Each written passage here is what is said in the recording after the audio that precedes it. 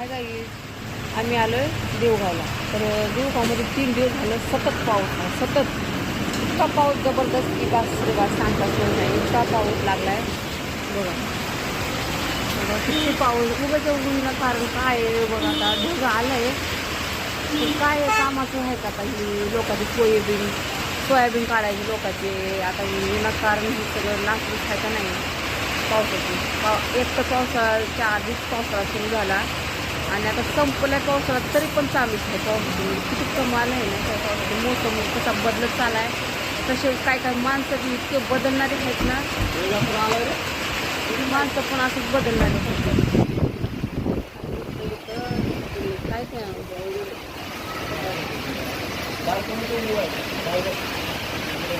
पावसामुळे लोक थांबायला लागले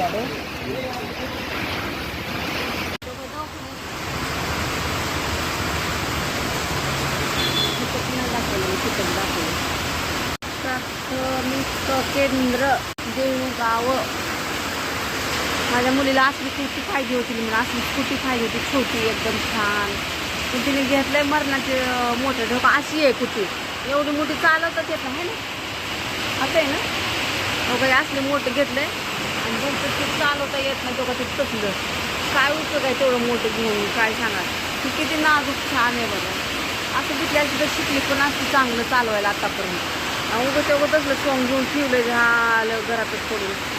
ना फायद्यातच कोणतरी गोष्ट केली ना काय उपयोगाची नाही. मुसळधार पाऊस लागला बरं का. मुसळधार पाऊस लागला बघा तुम्ही सगळं बघा. आता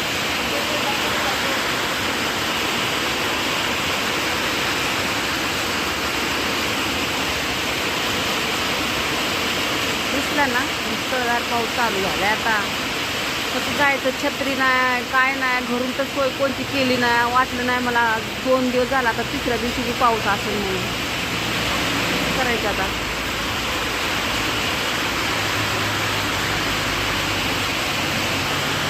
रात्री लय उशीर होईन आता आम्हाला घरी जायला.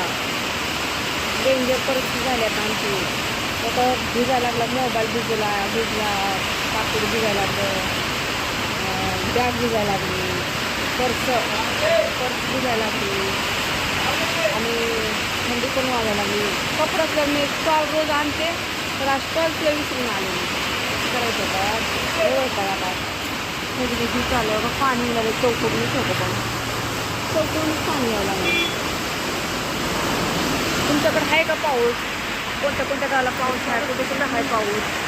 आणि मला सांगू शकता तुम्ही पाऊस